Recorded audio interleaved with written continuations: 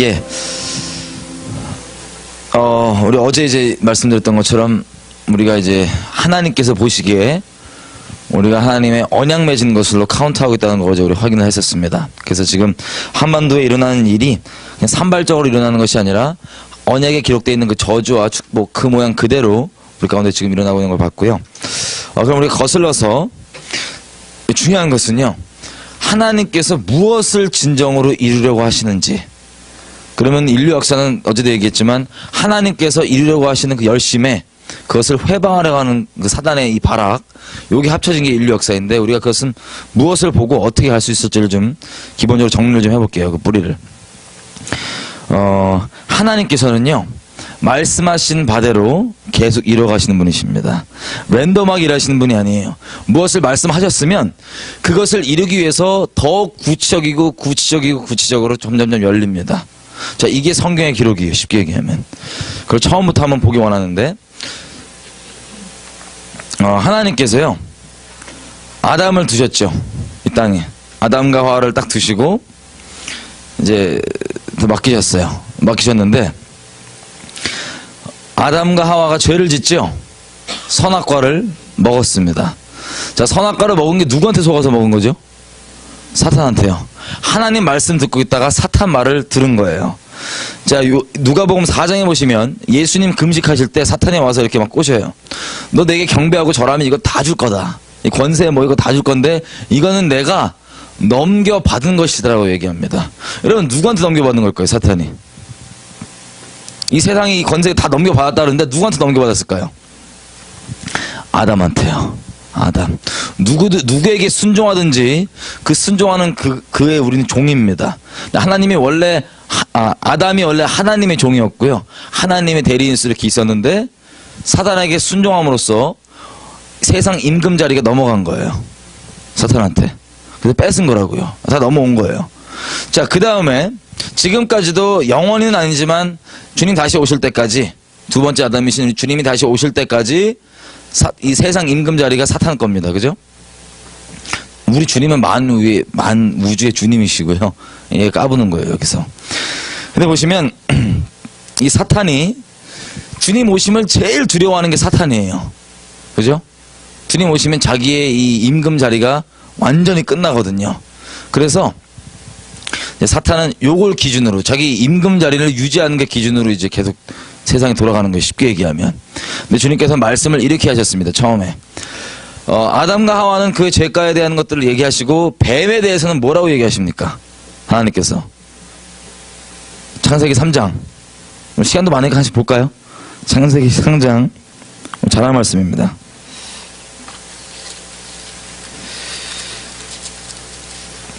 15절.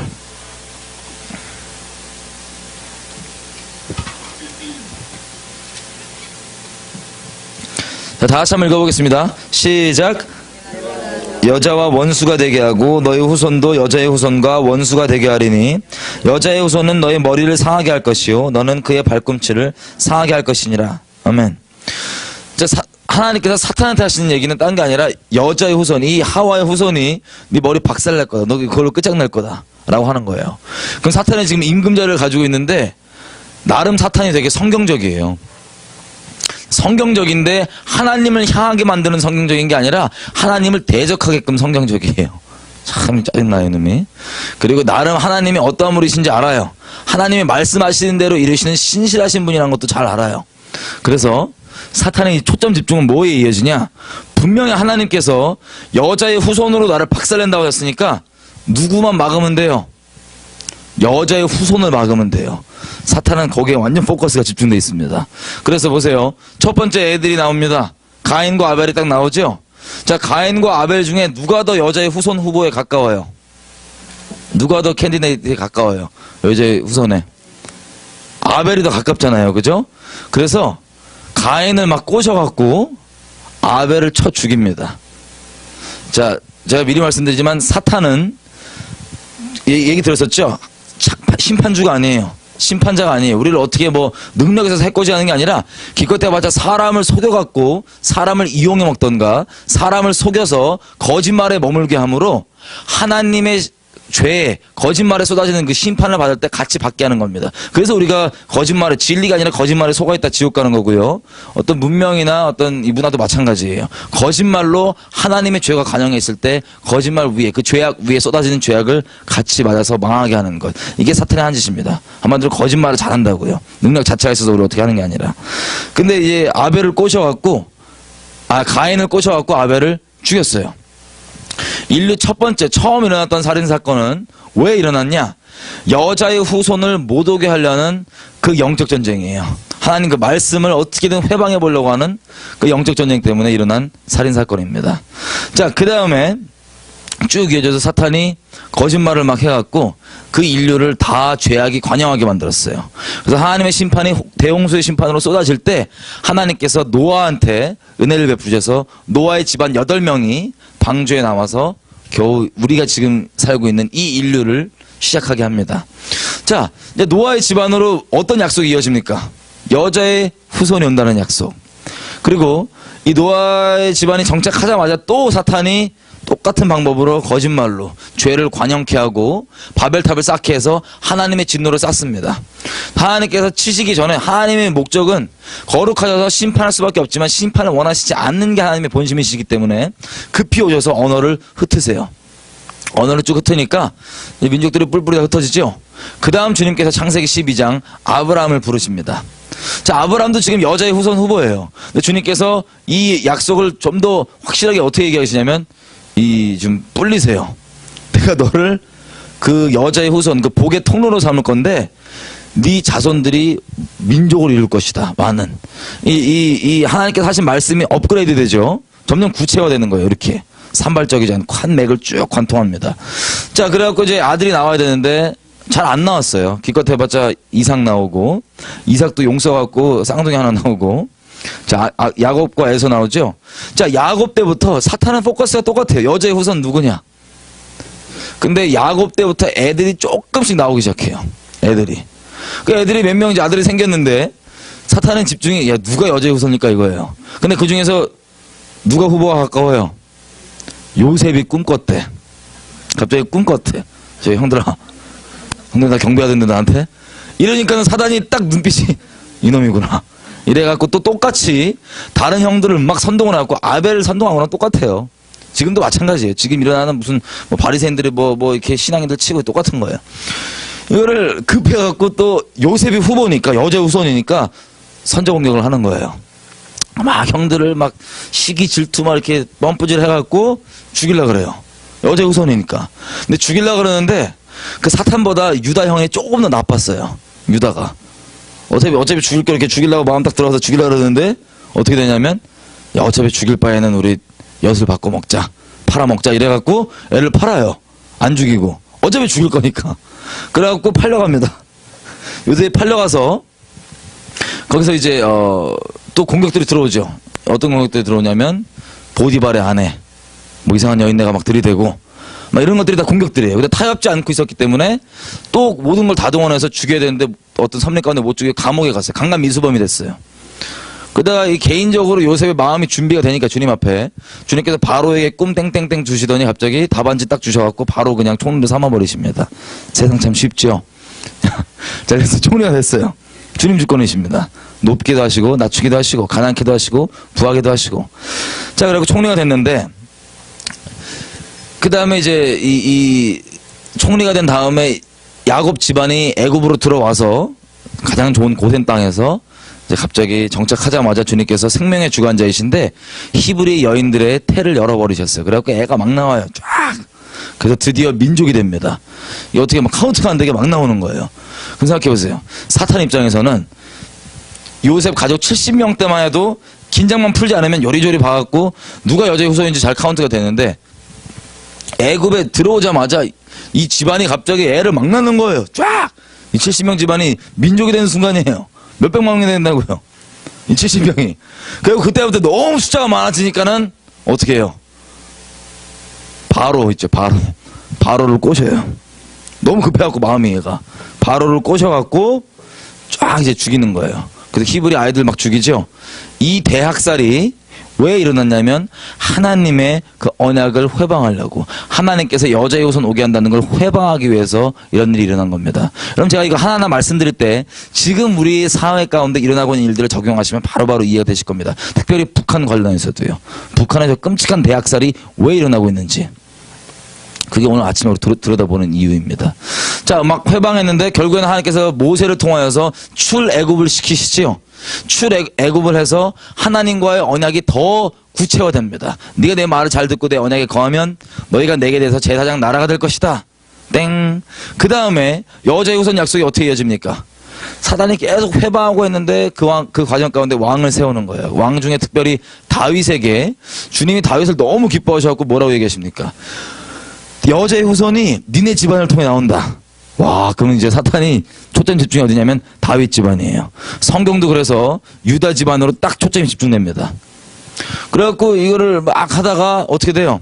바로 다윗의 아들내미 솔로몬을 막 죄를 짓게 만들어요. 사단이 넘어뜨리려고. 왜냐면 여자의 후손 또 1순위잖아요. 그 당시 때 또 보면은. 다윗의 아들이니까. 또 막 죄를 짓게 해서 그 죄악 때문에 이스라엘이 남과 북으로 나뉘어집니다. 북이스라엘은 회개하지 않고 그대로 언약의 저주대로 박살나서 아수르에 끌려가고 이 사람들이 사마리아인이 되고, 남유다가 조금 더 버티고 남았는데 결국에는 돌이키지 않고 주님 앞에 심판을 받죠. 그래서 바벨론으로 끌려갑니다. 이 나라가 디아스포라, 첫 번째 디아스포라 생긴 거예요. 끌려간 다음에 자, 그 홈그라운드를 떠났잖아요. 지금 거기서 일어났던 일들 중에 몇 개만 보면 에스더서를 볼게요. 에스더에서에 보시면 하만이라고 하는 인간이 나와요. 아말렉 사람이죠. 사울이 다 안 죽여갖고 그 남은 그 찌꺼기인데, 자, 이 아말렉의 이제 하만이 돌아다니다 보니까는 저희 자꾸 딴 사람 전부 다 나를 경배하는데 저 한 놈이 경배를 안 해요. 목이 빳빳해. 유대인 특성이죠. 목이 빳빳한 거. 그리고 빳빳하게 이렇게 하니까 저 누구냐 이랬다가 모르드게라는 유대인입니다 그랬더니 어떤 마음을 먹어요. 야, 유대인 다 죽여버려! 이렇게 되는 거예요. 세상에 인사 하나 안 했다고 제 민족 다 죽여버리래요. 여러분, 이게 그냥 일어나는 일이 아니라 여자의 후손, 홈그라운드 떠나 있는 이 여자의 후손들, 이 집안들 쓸어버리고 죽이려고 멸살시키려고 하는 게 일어나는 일이에요. 근데 이런 과정에도 불구하고 하나님께 생명 걸고 나갔던 사람들, 죽으면 죽으리라고 나갔던 에스더나 모르드게나 그 금식했던 유대인들이 그렇게 주님께 온 마음을 가지고 나가니까 역전이 돼버립니다.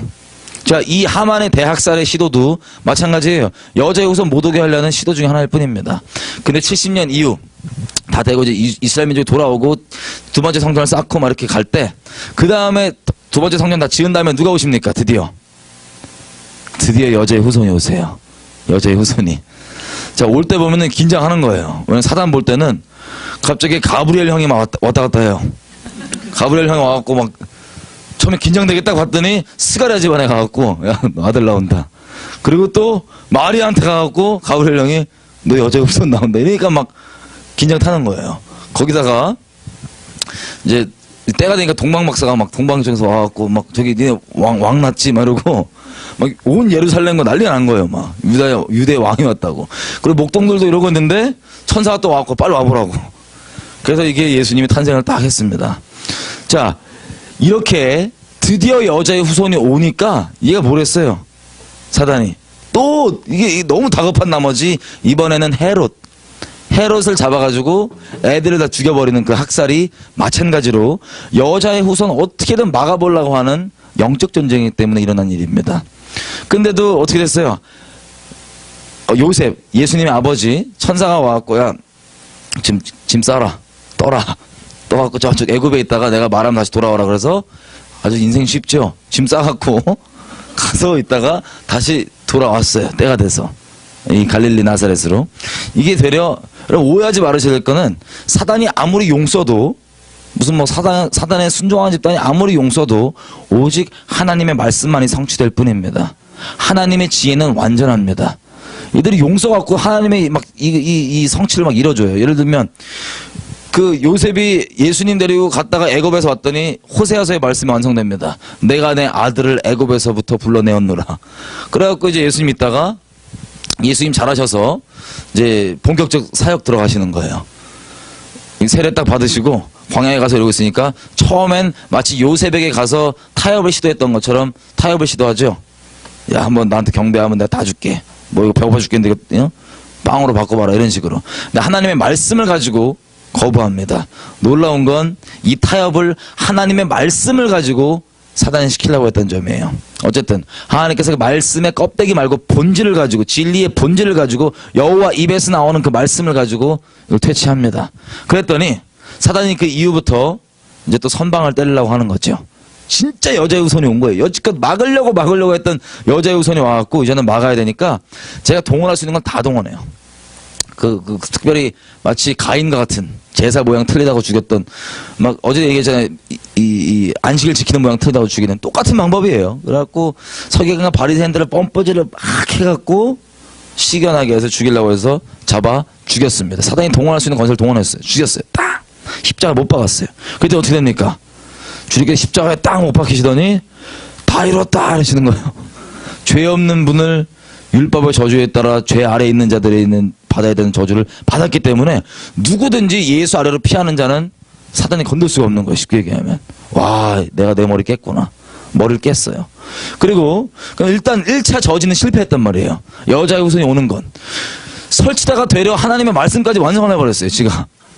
그래가지고 와 이러고 있는데 사단이 맨날 아이러니가 이거예요. 우리를 내버려두면 하나님의 나라가 확장되고, 그래서 건드려서 때리면 이것 때문에 더 하나님의 일이 성취되고. 그러니까 미치겠는 거예요. 내버려둘 수도 없고, 뭐 건들면 더 막 부흥나고 말이니까. 그래갖고 있는데 사단이 나름 신실하잖아요. 하나님이 신실한 걸 알잖아요. 사단도 신실해요. 안 지쳐요, 자식. 우리를 막 괴롭히는데.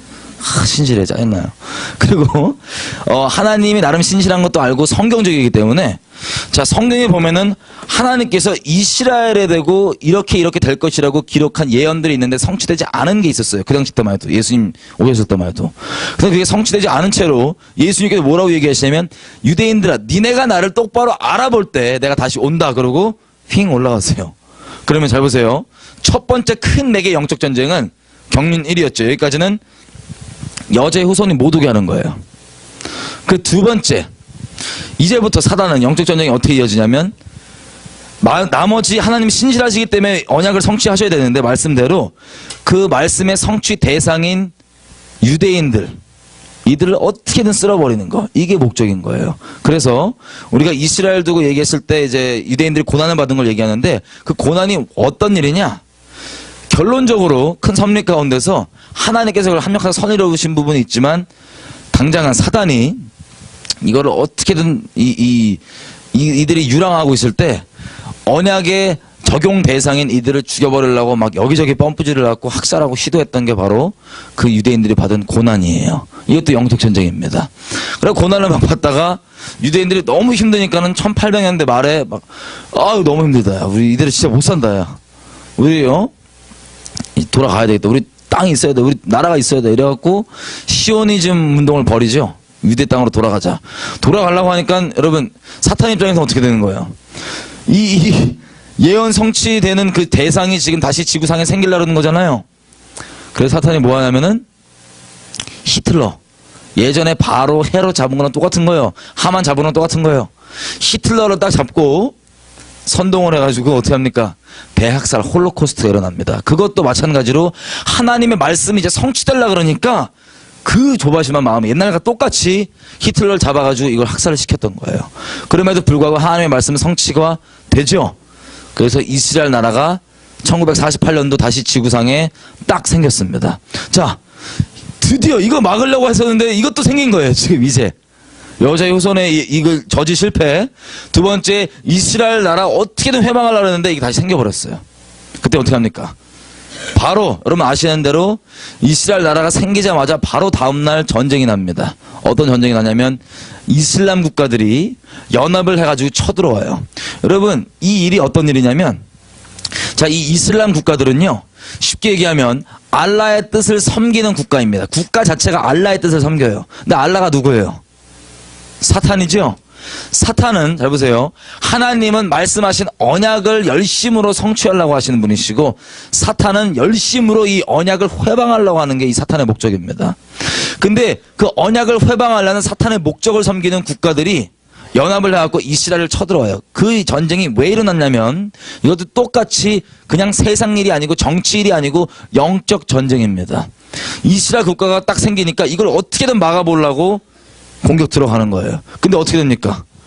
이스라엘이 이기죠?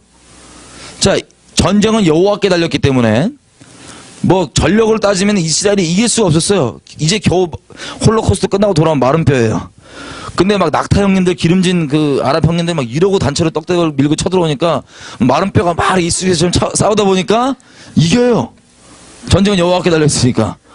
그래가지고 하나님의 말씀만 성취됐지요. 이사야서 66장에 뭐라고 되어 있습니까?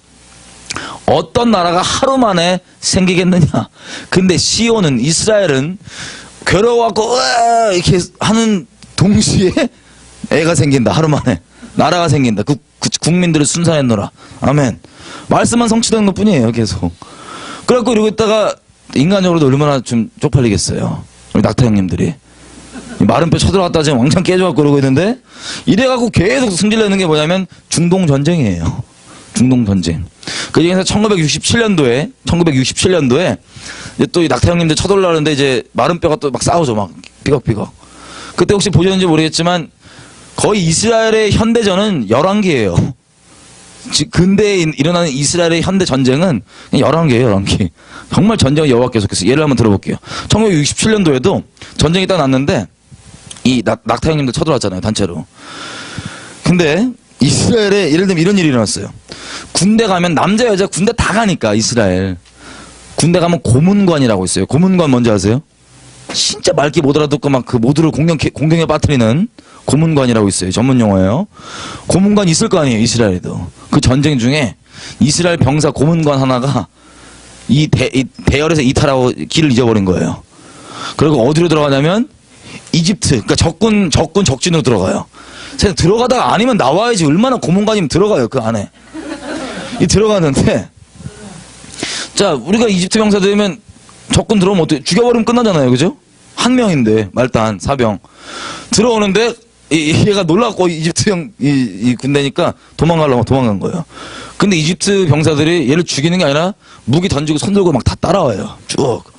따라와갖고 이제 겨우 이 고문관이 자기 본진을 찾아왔어요. 그랬더니 얘가 어디 갔나 했더니 뒤에서 이집트 병사를 줄줄줄 달고 오는 거예요. 그래갖고 이제 이스라엘 그 지도자가 장교가 일단 다 포박을 한 다음에 물어봤어요. 아니 저는 그냥 죽여버리지 왜 따라왔냐고. 그때 이 이집트 병사들이 하는 말이 뭐냐면 내가 사람이랑은 싸울 수 있어도 하나님의 천사들이랑은 못 싸운다. 이들 눈에는 천사들이 쫙 둘러싸갖고 중무장으로 이렇게 위협을 하고 있던 거예요. 그래서 쫄아갖고 다시 따라온 거야. 자, 이게 한 가지 예인데요. 이스라엘 전쟁이 이래요. 근대 전쟁. 그러니까 11개랑 똑같아요. 여러분, 그래서 1967년도 전쟁에 의해서는 어떤 일이 일어났냐면, 자, 1948년도 때 이스라엘 나라가 처음 생겼을 때만 해도요, 예루살렘 도시는 이스라엘 게 아니었어요. 근데 1967년도 괜히 또 아랍 형님들이 쳐들어왔다가 시비 걸었다가 예루살렘까지도 이스라엘로 빼앗기게 된 거예요.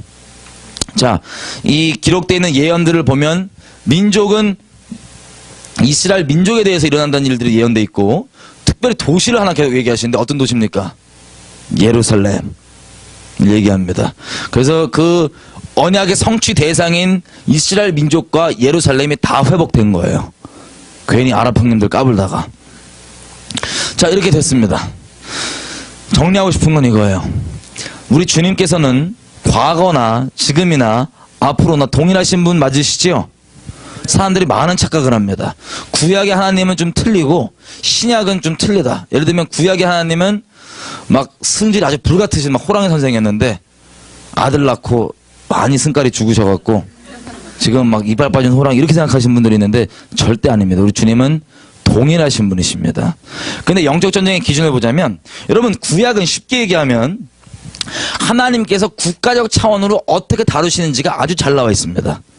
하나님의 성품이 국가적 차원에서 어떻게 다루시는지. 그런데 우리가 두 번째 경륜 이스라엘 나라가 지도상에서 사라지고 이 이방 민족들에게 하나님의 원래 목적 그대로 복음이 전해지는 그때에는 이스라엘 나라가 없었죠. 그래서 그때 대부분에 일어났던 영적 전쟁은 국가적 단위의 기준의 영적 전쟁이 아니라 개인적 차원에서 복음을 잘 못 믿게 하는 개인적 차원의 영적 전쟁이 대부분이었어요. 언제까지? 이스라엘 나라가 다시 생기기 전까지. 이스라엘 나라가 1948년도 딱 생겼습니다. 그럼 어떻게 됩니까? 다시 국가적 단위의 영적 전쟁이 구약 그대로 진행될까요? 안 될까요? 됩니다. 하나님은 동일하신 분이시기 때문에. 그래서 우리가 흔히 지금 우리가 가지고 있는 신학은요, 국가적 단위의 영적 전쟁은 아예 개념이 없어요. 왜? 그냥 두 번째 겪는 때 개인적 차원에서 복음이 전해질 때 있는 그게 다기 때문에. 예를 한번 들어볼게요. 제자들이 와서 사도행전 1장에 보면은 예수님께 물어봐요. 주여, 지금 제자들한테는 예수님이 부활 살아나시고 살아나신 분이 애들 쫓아와갖고 다 모아놨잖아요. 애들 막 너무 쫄아갖고 막 다 뿔뿔이 흩어졌는데 본인 스스로 이 꼴을 파악해갖고 다 내가 무슨 제자냐 그러고 흩어진 애들을 주님께서 부활하신 채로 계속 애들 다시 끌고 와요. 다시 모았단 말이에요. 그래갖고 이 제자들은 예수님이 정말 주님이신 게 메시아이신 게 아주 확정돼 있어요. 10년 가운데. 메시아인 게 확정이 돼 있으니까는 바로 물어봤던 게 사도행전 1장 6절 이렇게 물어봐요. 주여, 주께서 이스라엘 나라를 회복하시는 게 지금입니까? 그럼 이게 무슨 뜻인 줄 알아요? 선지서들에 보면 메시아가 오면 이스라엘 나라가 어떻게 된다는 얘기들이 나와 있어요. 이스라엘 나라가 강건해지고 뭐 이런 것들 있죠. 이게 나와 있는데 그게 이루어지는 게 지금이냐고 물어봐요. 그때 예수님께서 뭐라고 얘기하시냐면, 야, 그런 거 없어라고 얘기하지 않으셨어요. 그때는 니네 알 바 아니고 지금의 경륜, 지금은 이방 민족들에게 복음이 전해져야 되니까 너희가 복음에 힘써라. 예루살렘, 뭐 유대, 사마리아 땅끝까지 복음에 힘써라 라고 얘기를 해요. 때와 기간은 지금 네가 알 바 없고. 무슨 뜻인지 아세요? 그 구약에 일어나는 이스라엘이 이렇게 서는, 이게 나라가 서는 그게 안 일어난다고 얘기하시는 게 아니에요.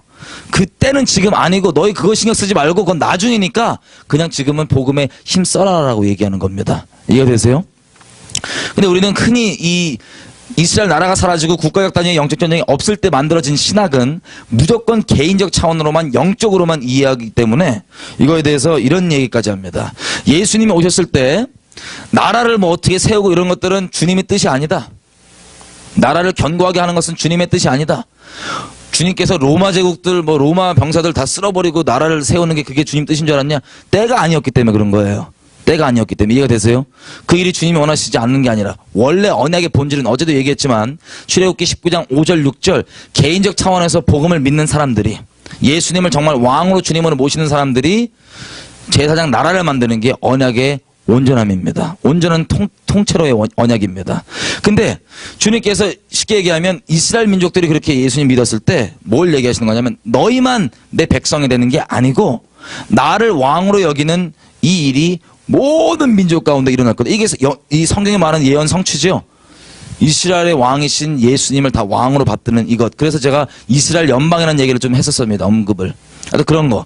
이게 지금 시대 가운데 일어난 일이에요. 지금 시대 가운데. 이스라엘이 다시 생겼습니다.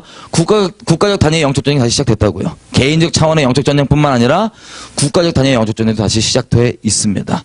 그래서 이것을 우리가 눈을 똑바로 보지 못하면 예전에 있었던 경륜, 두 번째 경륜에 만들어진 신학 틀에서 보면 이거를 이해 못하지만 말씀 그대로, 있는 그대로 보면 이걸 이해할 수 있는 겁니다. 이게 참 깨야 되는 큰 견고한 진이에요.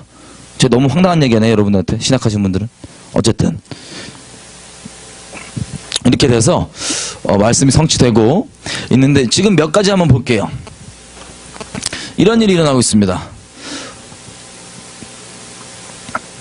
자, 정치 지도자들이요, 무슨 얘기를 하냐, 이런 얘기를 해요. 오바마 형님이건 뭐 누구든 간에 평화를 위해서는 이스라엘이 1967년도 이전의 영토로 다 돌려놔야 된다. 영토들을 내뱉어야 된다. 그러면 평화가 온다라고 얘기합니다. 오바마 형님도 그러고 뭐 아바스 뭐 다 얘기를 해요. 이스라엘도. 잘 들으세요. 이 평화, 가짜 평화죠. 미리 얘기하지만 이스라엘이 1967년도 얻었던 땅들을 다 포기해야지만 진짜 평화가 온다고 얘기하는 거예요. 그리고 여러분, 이란이라는 나라 있죠. 이란도 이슬람 중에, 이슬람은 크게 파가 두 개예요. 시아파, 수니파인데 시아파는 쉽게 얘기하면 은사주의예요. 우리로 따지면 뭐 계시받고 막 이래요. 이슬람 시아파의 종주국이 이란입니다. 그 알라의 뜻을 받들어 마시겠다는 그 국가 자체인데 얘네는 아주 대놓고 얘기를 하는 게 이런 거예요. 이스라엘은 지구상에서 쓸어 죽여버려야 된다. 아주 저것들은 소멸시켜야 된다. 다 학살해야 된다.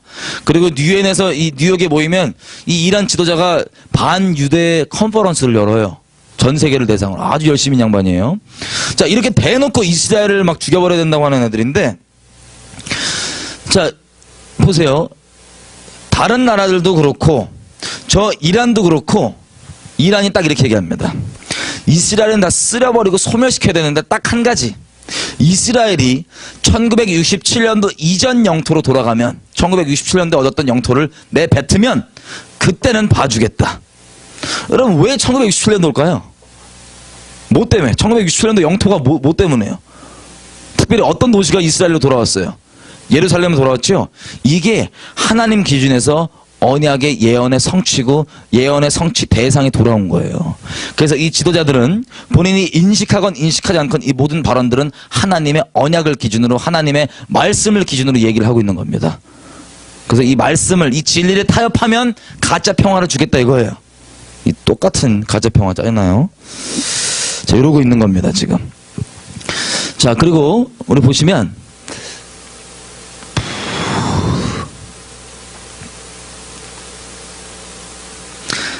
이스라엘이 제가 여지껏까지는 여러분께 말씀드릴 때 하나님께 이렇게 나라들과 민족들을 심판하실 때 큰 기준에서 얘기했었어요. 하나님의 진리를 이제는 본인이 어길 뿐만 아니라 이 끔찍한 것들을 옳다고 얘기하고 불법을 합법함으로써 하나님의 진리를 불법화하는 이 상황이 하나님께서 심판을 참을 수 있는 마지막 상황이라고 말씀드렸었습니다. 여러분 하나님과의 이스라엘 관계는 주님께서 이렇게 얘기하셨어요. 내가 네 백이 되겠다. 아브라함아, 너를 축복하는 자를 내가 축복해주고 너를 저주하는 자를 내가 저주할 것이다. 이게 아브라함이 똑바로 있냐 안 있냐 이거는 우리가 카운트하기 이전에 주님께서 이를 이렇게 정하셨으면 백 대주시겠다 이거예요. 하나님께서. 여러분 이 기준이 사라졌을까요? 아니면 지금도 유효할까요? 영원히 유효합니다. 하나님 말씀은. 이게 어떻게 계속 이어지냐면 잘 보세요. 여러분 나라들을 얘기할 때 하나님께서 이스라엘을 어떻게 대했냐를 따라서 복을 주시고 저주를 하십니다. 주님께서. 샘플. 요셉이 꿈꾸고 이제 내려갔잖아요. 애굽으로. 거기서 그때 바로가요. 이집트가요. 요셉을 선대해주고 그리고 야곱 집안을 가장 좋은 고센 땅 내어주고 막 선대해줘요. 축복해주는 거죠. 그때 어떻게 됩니까? 7년 동안 기근에 의해서 다른 나라들은 다 먹을 게 없어서 굶어 죽어가는 그때 애굽은 받는 자보다 주는 자가 복이 있다고 하신 하나님의 말씀 그대로 그 열방 가운데 나누는 자가 돼요. 국가적으로. 왜? 그 축복이 왜 왔냐면 이스라엘을 선대했기 때문에 그래요. 그 다음 같은 이집트라 그래도 다음 바로가 자 요셉을 모르는 바로가 일어나갖고 어떻게 돼요? 사단의 선동 따라서 이스라엘 민족을 완전 학살하고 죽여버리고 막 이러죠. 이랬더니 어떻게 됩니까?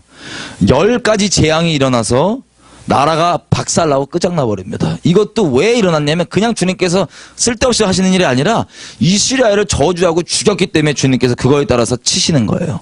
그리고 출애굽한 다음에 올 때도 민족들이 이스라엘에게 까불었던 민족들이 있어요. 아말렉 뭐냐 보면 괜히 막 쳐들어오고 까불고 그랬잖아요. 주님께서 아말렉을 진멸하라 명하실 때 그 목적이 분명합니다. 그 원인이 저들이 내 백성 이스라엘을 쳤기 때문에 저너를 진멸하라. 이게 주님 뜻이고요. 이 선지서들도 보면은 애굽, 에돔 이런 나라들 막 얘기할 때 주님께 뭐라고 얘기하시냐면 이스라엘이 저렇게 끔찍한 일을 당하는데 지는 형제임에도 불구하고 저걸 비웃고 저주했다 조소했다. 그래서 주님께서 애굽을 치신다. 에돔을 치신다. 자 모든 국제 관계는 이스라엘이 중심이에요. 우리가 이스라엘을 어떻게 보든 그건 우리 의견이고요. 주님께서 그렇게 정해 놓으셨습니다. 근대사도 마찬가지예요. 사람들이 이제 이스라엘이 열리다 보면 약간 오해할 수 있는 게 뭐냐면 이런 거예요. 이스라엘만 중요하고 다른 나라 선교는 중요하지 않다라고 생각할 수 있어요. 여러분 이것 때문에 기존 교회들도 이스라엘 얘기하면 좀 승질내는 부분들이 있는데 오해하지 말아주셔야 할 건 이겁니다. 우리가 이스라엘 회복을 통해서 저번에 확인했던 것처럼 하나님께서 우리 이방 민족들을 구원하시고 부흥을 주신다면 그 이유가 궁극적으로 어떤 민족을 시기케 나게 하기 위해서 주신 겁니까? 너무 어려운 얘기였어요. 이스라엘 민족을 시기케 나게 하시려고 주님께서 우리를 구원하시고 부흥을 주시는 거죠. 큰 섭리 가운데서. 이스라엘 민족은 주님께서 왜 회복하시려고 그럽니까? 이스라엘은 원래 민족적 부르심이 모든 민족에게 복음의 통로가 되는 복의 근원이 되는 게 이스라엘의 존재 목적이에요. 그래서 열방 부흥과 이스라엘 회복은 본질적으로 같은 얘기예요. 부르심만 다를 뿐이에요. 궁극적으로는 같은 얘기를 하는 겁니다. 주님께서. 그런데 이것만 귀하고 이것만 안 귀한 거 아니에요. 오해하지 마세요. 우리 부르심 따라서 가면 되는 겁니다. 근데 큰 섭리 가운데 이걸 통해서 주님께서 뭘 이루실지를 아는 게 좌로나 우로나 치우치지 않고 갈 수 있는 건데, 다시 얘기하면 선교도 간접적이지만 이스라엘과 연결이 되어 있는 거예요. 예를 한번 들어볼게요. 여러분 미국에 사시니까, 여러분 미국이 지금 전 세계 슈퍼파워입니다. 왜 그런 줄 아세요? 언제부터 그런 줄 아세요? 미국 역사 되게 짧잖아요. 미국이 흠이 많고 이 나쁜 짓 많이 했어도 어떤 나라든 완벽한 선은 없잖아요. 그죠? 주님만 완전한 선이시지. 그랬어도 미국이 지금 슈퍼파워가 된 계기는요, 이스라엘을 나라 정책적으로 아예 친이스라엘 정책으로 딱 확정하자마자 미국이 전 세계에서 슈퍼파워가 됩니다.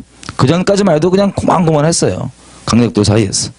근데 이렇게 월등한 슈퍼파워가 된 계기는 이스라엘에 대해 축복하기로 결정했을 때, 국가적으로 이스라엘 나라 세워주기로 도와주고 뭐하고, 그게 미국 가운데 하나님께서 복 주실 수밖에 없는, 물론 개개인은 하나님께서 알아서 판결하시고 심판하시겠지만 큰 국가적 그림에서 하나님께서 미국을 복 주실 수밖에 없었던, 슈퍼파워로 세우실 수밖에 없었던 이유가 바로 그것 때문입니다. 근데 지금 보세요. 미국 자체만 두고 보면 개인적 차원에서는 하나님의 진리 다 바꿔먹고 하나님의 진리를 불법화하고 있고 동성애나 이런 죄악들을 합법화하고 있는 이것 때문에 하나님의 진노가 쌓이고 있었어요. 점점 심판이 하나씩 떨어집니다. 그거에 따라서. 근데 이 심판이 무차별적으로 쏟아지지 않았던 이유는 뭐냐면 이스라엘에 대한 축복의 이 부르심이 이게 바로 하나님의 심판을 그래도 좀 커버하고 있었던 거예요. 근데 오바마가 대통령 되자마자 이거 다 치워버렸죠. 미국의 복을, 미국의 방패를 다 치워버린 거예요. 그랬더니 지금 아신지 모르겠지만 중부 이런 데서 계속 재앙들이 어마어마하게 납니다. 그게 그냥 나는 게 아니에요. 주님의 심판입니다. 이게 있으면 더 크게 계속 오겠죠. 자, 이런 식으로 돼 있고, 영국도 마찬가지예요. 영국도 이제 그 큰 슈퍼파워가 있을 때가 언제냐면 세계 선교할 때 가장. 기본적으로 이제 근대사들 선교 역사들을 보면요, 선교에 열심히 나라, 우리나라 지금 포함, 선교에 힘을 쓰는 나라들이 국가적 경쟁력이, 국가적 영향력이 뛰어나게 됩니다. 왜냐면요, 선교의 목적, 자, 이 이방 민족에게 복음을 전해지면 또 결국 이걸 통해서 어떤 민족을 주님께서 복 주시려고, 시기게 하시려고? 이스라엘을 직간접적으로 이스라엘과 연결되어 있어요. 이게 하나님께서 나라들의 영향력을 세우시고 낮추시는 기준입니다.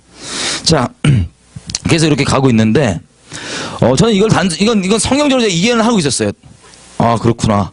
그런데 놀랍게도 하나님께서 아예 뼈저리게 맛보게 하신 적이 있는데, 제가 말씀드렸죠. 하나님께서 재앙을 선고하신 다음에 이게 일어나면 우리는 임무 실패한 겁니다.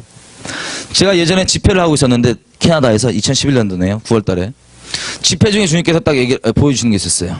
그날 밤에. 뭐였냐면, 터키 지진이 나요.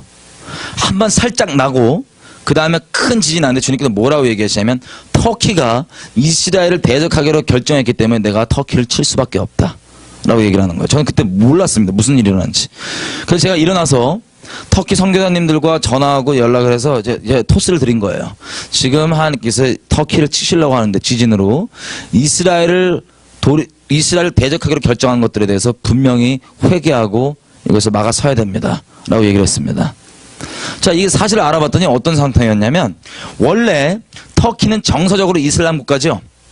그래서 반유대주의예요. 반 이스라엘 국가인데, 정서적으로 이 터키 사람들이 자기가 존경하는 국가의 아버지, 국부라고 생각하는 아타투르크라고 하는 분이 있어요. 이 사람이 마지막 유언이 뭐냐면, 야, 우리는 그래도 정치하는 애들, 이슬람 애들로 하여금 정치하게 하면 안 된다. 이래갖고 이 유언 때문에 정서적으로는 이슬람이지만 이슬람을 정치에 접목시키지 않았다고요. 근데 최근에 이슬람 정당이 권세를 잡고 이게 되니까 이 반 이스라엘 정서가 막 뿌려지고 나오죠. 그래갖고 시비가 좀 걸렸어요. 쓸데없는 시비들. 예를 들면 민간인들이 그냥 이스라엘 해역을 허가도 안 받고 배가 막 들어가요. 군인이 멈추라면서 막 들어가서 군인이 섰더니 막 바로 격수전 벌어지고 난리가 났어요. 그런 시비를 걸기 위해서 다 갔던 거죠. 그중에 터키 사람들이 있었습니다. 반유대주의로 여론은 몰라고. 그런 일이 벌어지자마자 터키에서 바로 이 정치인들과 지도자들이 이스라엘은 공격 들어가야 된다, 죽여버려야 된다, 그 정서를 그대로 드러낸 거예요. 그리고 이스라엘과 터키가 그래도 중동에서 이집트 빼놓고는 유일하게 이스라엘과 동맹 국가였는데 바로 동맹 끊어버리고 이때 뭐라고 있었냐면 터키에 있는 이스라엘 외교관들도 다 쫓아냈었어요. 그때였던 거예요. 그래갖고 전달하고 있었더니 다음에 바로 정말 지진이 한번 나고 또 지진이 크게 한번 나서 이런 일이 벌어진 걸 보고 제가 깜짝 놀랐어요. 속으로. 이게 그냥 우습게 넘기고 생각할 일이 아니구나. 물론 터키가 지진 지역이긴 하지만 그 이후로 계속 이 지진이 잦아지고 있는데 그 원인은 이스라엘을 대적하기로 결정했기 때문입니다. 그러면 전 세계 가운데 일어나는 지진과 기근과 이런 모든 이 심판들은 제가 심판이라고 말씀드렸죠. 이 크게 두 가지 로마서 1장에 나와 있는 기준과 또 이스라엘에 대해서 어떻게 관계를 맺냐 우리가 지금 확인했던 것처럼 이게 하나님께서 그 나라들과 이것들을 심판하신 기준입니다. 그럼 미리 팁을 좀 드려보면 자, 이스라엘을 대적하기로 결정했어요. 여러분이 미국 사는데. 그러면 어떻게 하면 되는 거예요? 골방에서 기도만 하면 돼요? 아니에요. 기도는 당연히 해야 되는 거고 제가 계속 누누이 말씀드리는 사람과의 관계에서 분명히 중보자로 서서 행해야 될 것들을 행해야 되고 넓은 거리에서 공의를 행해야지만 심판이 임하지 않습니다. 여기 단순히 기도만 하면 그 죄 때문에 심판이 쏟아지는 거예요. 이해되시죠? 그래서 마지막 때 제가 그렇게 외치고 얘기하는 사람들 통하여서 그래도 아직 주님께 돌아오지 않는 사람들이 확실하게 하나님을 알고 듣고 마지막 때 주님께 돌아와서 주님 오실 길을 예비하는 구원하는 역사가 그렇게 넓은 거리 가운데서 선지자적인 역할을 감당하는 그리스도인들을 통하여서 이게 된다고 분명히 말씀드렸던 겁니다. 자, 그러면 이제 우리 나라를 좀 볼게요. 우리 나라는 어떻게 되어 있냐? 이게 또 논란이 좀 있는 얘기인데요. 이명박 정권. 자, 이명박 정권 때 어떤 일이 있었냐면 아랍에미리트랑 원자력 발전소 지어주기라는 그 원전 수주라 그러죠. 그거를 협정을 맺었어요. 이게 엄청난 성과라고 얘기합니다. 근데 놀랍게도요. 아랍에미리트는 중동에 조그맣게 있는 나라고요. 우리나라도 저쪽 동쪽 끝에 조그맣게 있는 나라인데 뭐 군사적으로 뭐 없잖아요. 우리가 뭐 군사로 그렇게 뛰어난 것도 아니고 뭐 없는데 이 원전 수주를 맺기 전에 장관급들이 먼저 만나서 어떤 내용을 체결할지를 먼저 얘기를 하는데 아랍에미리트가 바랬던 건 뭐냐면 원전 수주를 핑계로 군사 동맹을 맺는 걸 원했어요. 아니 군사적으로 대체 뭐가 연결이 돼요 우리가. 근데 군사 동맹을 맺는 걸 원전 수주의 본질이었어요. 원전을 파는. 여러분 저 아랍에미리트랑 우리나라랑 군사적으로 동맹 맺으면 뭐 어떻게 돼요? 별거 없어요. 그죠? 근데 그게 목적이었다고요. 여러분 이게 쉽게 얘기하면 우리 눈에 볼 때는 와 원전 수출하고 잘 나간다라고 얘기할 수 있지만 영적으로 보면 심히 불안하고 우려되는 부분이 뭐냐? 이스라엘 중심으로 이 모든 것이 들어가고 영적 전쟁이 일어난다는 걸 보면 우리가 생각했을 때 우리가 가지고 있는 도덕적 기준이 다른 걸로 판단할 수 없어요. 오직 언약과 말씀을 기준으로만 이걸 판단할 수밖에 없는데 그것을 기준으로 보면 여러분 아랍연맹은요. 일부러 마귀한테 속아서 저주받는 자리에 있습니다. 이스라엘을 대적하는 자리예요. 근데 그 자리 가운데 우리를 같이 저주받는 자리에 끼게 하는 시도로밖에 안 보여요. 저는 큰 정사와 건재 차원에서 봤을 때 저는 이것을 원년 수주나 돈 이런 것 때문에 그냥 체결을 했던 거예요. 자, 이런 식으로 우리가 어떤 사건이나 이런 거 볼 때 그냥 넘어갈 수 없고요. 이스라엘을 기준으로 하나님의 말씀을 기준으로 분명히 보고 이것을 안다면 기도하고 또 막아서고 해야 되는 겁니다. 그게 우리의 부르심입니다. 어떤 분들은 이런 얘기를 하더라고요. 진짜 가슴 아픈데 우리가 그 마지막 때 얘기할 때 달란트 비유 얘기했었죠. 달란트 그냥 처박아 놓고 그냥 돛 닦고 있는 거. 이게 주님께서 지옥 갈 죄라고 제가 말씀드렸었습니다. 이렇게 얘기하는 사람들이 있어요. 마지막 때가 되니까. 야 어차피 세상 다 끝났어. 어차피 다 엉망되고 어차피 뭐 프리메이슨 다 하고 다 끝나. 이렇게 하고 골방에만 돛 닦고 있어요. 자기만 돌아보고. 정확하게 지옥 가는 사람들이에요. 왜? 어차피 다 끝나고 될 거면 어차피 그렇게 될 거라고 써있어라고 돼서 아무것도 안 할 거면 우리 선지자들과 믿음의 선배들은 그냥 아무 얘기도 안 하고 골방에만 있었으면 돼요. 근데 왜 그들이 굳이 나와서 계속 외치고 얘기함으로 순교당하고 핍박당하고 그랬겠어요? 그 시대 가운데 하나님의 증인으로 서는 게 우리의 부르심이지 우리가 하나님 자리에 앉아서 야 어차피 그렇게 돼 이러고 앉아있을 게 아니라고요. 이해가 되세요? 그렇게 외치고 전파하는 자가 없는데 누가 듣고 믿겠어요? 그 영혼으로 살리기 위한 아버지의 마음 따라서 생명에 힘쓰는 게 바로 우리가 계속 얘기하는 넓은 자리 가운데서 외치는 겁니다. 그 증인되는 모습입니다. 저는 마지막 때 열렸다고 해서 그렇게 된 분들 보면 제일 안타깝고 제일 불쌍해요. 열려서 더 주는 거 상관없게 되니까. 여러분 이게 우리가 지금 해야 될 일들입니다. 이걸 다 외쳐줘야지. 그 당시 때 그때 하나님의 여호와 입에서 나온 말들 증이 돼야 되는 거예요. 어차피 이렇게 되니까 손 놓고 있으면 어떡합니까 이게. 세상 그냥 끝나고. 우리 영혼들을 위해서 하나님의 뜻을 위해서 그렇게 하는 거예요. 그리고 우리가 이제 북한을 좀 오부터 볼 건데, 그럼 북한 봐봐요. 와, 이게 오지랖이 넓어요, 북한이. 조그만 동쪽에 있는 나라인데, 이스라엘과 어떤 관계를 맺냐? 여러분, 이스라엘의 테러가 계속 나죠? 예전부터 그렇고 테러가 계속 나는 국가입니다. 근데 이 이슬람 테러범들을 누가 키워주냐? 북한이 훈련시켜줘요. 북한에서. 원래 우리가 지금 요즘에는 아주 평화 공세, 이 거짓 평화 공세 눈이 멀어갖고 이해를 못하는데, 북한은 원래 테러 국가였어요. 아웅산 테러하고요, 칼기 폭파하고요, 뭐하고, 심심하면 납치하고, 납북하고 암살하고, 이 북한 테러 국가라고요, 원래. 근데 요즘에 하도 미국이 테러 국가들은 제재하고 그러니까는 그 돈줄 이게 딸리니까 테러 약간 안 하려고 그러는 거지, 원래 테러 국가예요. 원래. 근데 72년도에 실제 이제 그 이스라엘에서 일어났던 그 테러 공격을 미국 법원에서 다 이게 재판하고 딱 확인하고 봤더니 이게 북한에서 한 거예요. 그래서 미국 법원이 이제 벌금을 때렸습니다. 북한한테. 니네 테러범해서 니네가 한 거다. 니네가 한 거다. 자, 옛날부터 이스라엘에서 이렇게 하고 있었습니다. 그리고 자, 이스라엘 제 주변 국가들이 이스라엘을 못 잡아먹어서 안달이잖아요. 못 쳐들어가서. 그 중에서 북쪽에 있는 국가, 지금 한창 난리 나 있는데 시리아라는 나라가 있어요. 시리아가 예전에 원자력 발전소를 지었습니다. 시리아건 주변 나라들은 대놓고 마치 북한이 나만 두고 얘기하는 것처럼 평화롭게 살자 이게 아니라 쓸어버릴 거다, 니네 불바다 만들 거다, 맨날 그렇게 얘기하는 애들이에요. 이스라엘을 두고. 북한이 대한민국도 그렇게 하는 것처럼. 그래서 원자력 발전소를 지는 거예요. 그런 애들이. 그때 어떻게 합니까? 이스라엘이, 우리가 이런 걸 좀 배워야 되는데, 선제공격 들어가고 그래요.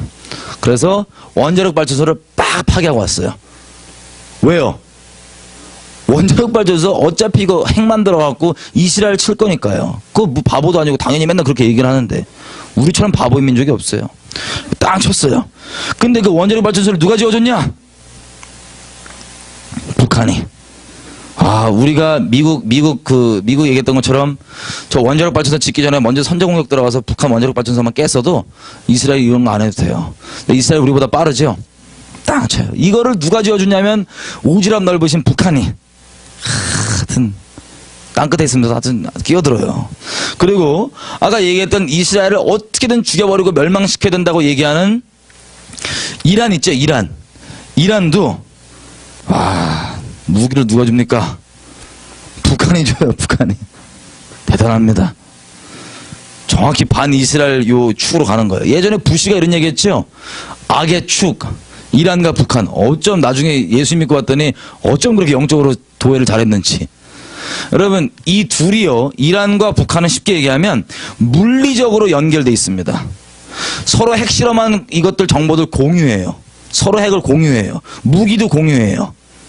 이란은 이쪽에 이스라엘 이렇게 죽여버리려고 그러고, 북한은 우리 대한민국 죽여버리려고 그러고, 물리적으로 공유돼 있고 영적으로도 공유돼 있어요. 둘 다 악의 축이에요. 그리고 여러분, 신문을 봐도 이 맥이, 요즘에 딱 맥이 아주 분명히 나눠져요. 신문도 완벽한 선은 아니지만 큰 흐름을 보면 어떤 흐름이 있냐?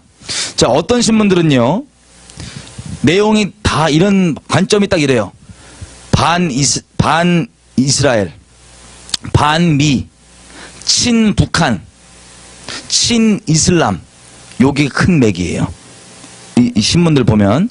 그리고 또 이 상대되는 다른 신문들을 보면 친미, 친이스라엘, 그리고 반이슬람, 반북. 이게 아주 딱 정확히 상충되는 관점으로 지금 세상 언론들도 그렇게 돌아가고 있습니다. 우리나라도 그렇잖아요. 그죠? 이게 그냥이 아니라 영적 흐름이라고요. 전체적인. 이렇게 쭉 가는데 그러면 이스라엘 관련해서 지금 일어나고 있는 영적 전쟁을 우리가 봤어요. 언약을 기준으로 일어나는 영적 전쟁입니다. 그럼 점심 먹기 전까지 우리 민족 가운데 일어나고 있는 영적 전쟁의 뒷 배경까지만 확인하고 점심 먹고 와서 우리 민족 딱 들여다볼게요. 자, 그 뒷 배경은 뭐냐? 여러분, 우리 민족의 역사가 얼마나 됐다고 얘기하죠? 예? 아이고.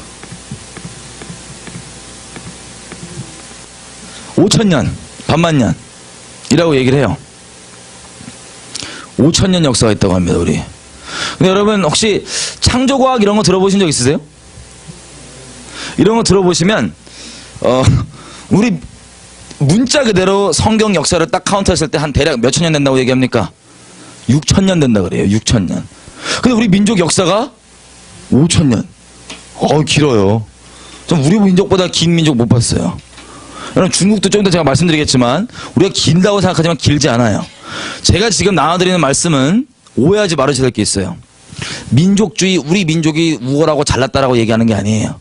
우리 민족이 부르심을 확인하기 위해서 보는 건데, 사도행전 17장 가보겠습니다.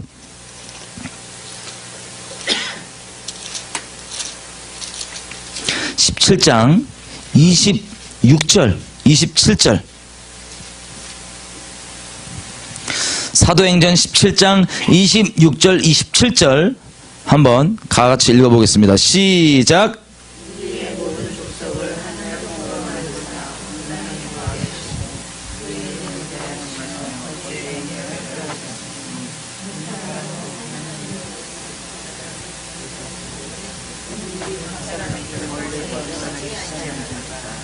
아멘. 자, 지금 뭐라고 얘기하시면 이렇게 얘기해요.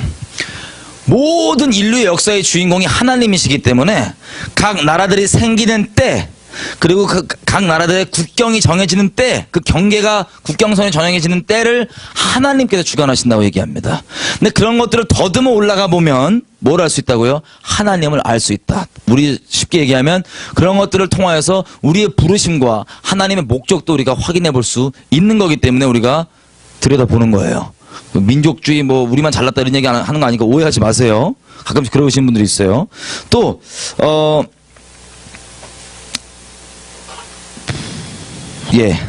한번 확인해 보겠습니다.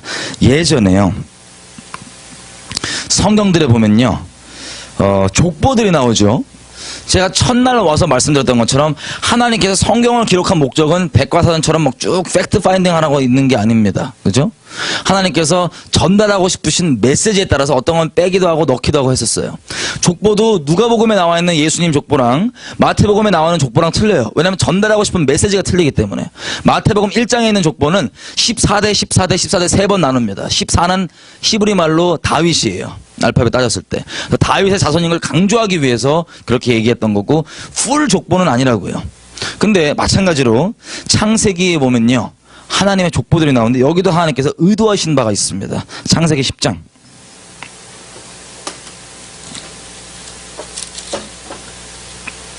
자, 지금 제가 나누는 얘기는요, 재밌게도 어떤 분들은 약간 황당하실 수도 있어요.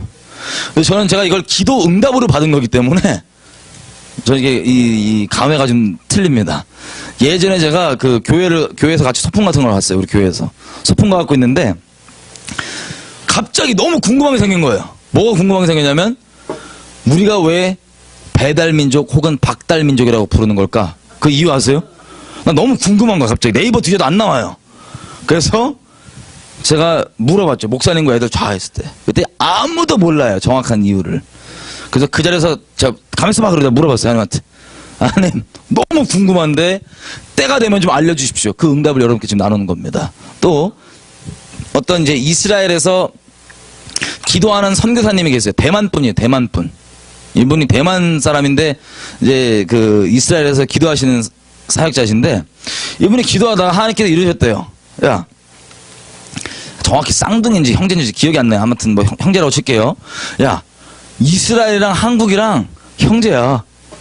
이 사람이 막 대만 사람인데 다른 나라 다 냅두고 왜 하필 한국이냐 물어봤대. 와이. 대답이 없으시더래요. 또 막 기도하고 있는데 주님께 이러시더래요. 이들이 형제이기 때문에 이스라엘에서 무슨 일이 일어나면 한국에서 일어나, 한국에서 무슨 일이 일어나면 이스라엘에서도 일어나 라고 얘기를 했대요. 와이. 대답이 없대요. 그거에 대한 대답을 좀 제가 드리겠습니다. 자, 창세기 10장에 보면 족보가 나와 있는데, 이것도 마찬가지로 주님께서 전달하고 싶은 의도가 있으신 족보예요. 특별히 자, 노아의 그 부르심, 노아의 그 축복과 이 장자권 이런 것들을, 축복을 셈이 이어가죠. 아들 중에서. 셈이 이어가는데, 자, 이 창세기 10장 족보는 셈, 함, 야벳, 그 노아의 세 아들들에 대한 족보입니다. 그 중에서 셈, 그 축복을 이어가는 셈을 보면 21절 이렇게 시작합니다. 다 같이 읽겠습니다. 시작.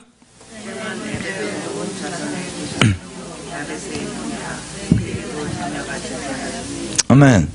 자, 이 노아의 축복을 이어가는 셈을 언급할 때, 언급 시작 부분에 뭐라고 얘기하냐면, 에벨 있죠, 에벨. 에벨의 자손들의 조상이다라고 얘기해요. 이걸 뭘 의미하는 거냐면, 에벨의 자손들이 뭔가 있다는 겁니다. 이해가 되시죠? 쉽게 얘기하면, 셈에게 이어지는 그 유업이 요 두 자손에게 이어진다는 것을 암시하는 겁니다. 아니면 이걸 얘기할 필요가 없어요. 왜? 좀 더 자세히 보겠습니다. 그럼 에벨에 온 자손이 누구냐? 이렇게 돼서 25절. 여러분, 에벨은 보통 기본적으로 장자는요, 이 축복은 장자들로 쭉쭉쭉 이어가잖아요. 근데 에벨은 장자도 아니에요. 몇 대 밑에 막 장자가 아닌데 에벨의 두 자손, 온 자손이 이걸 이어간다고 언급하는 건 이유가 있다고요. 그 목적이. 에벨의 자손은 25절 읽겠습니다. 시작.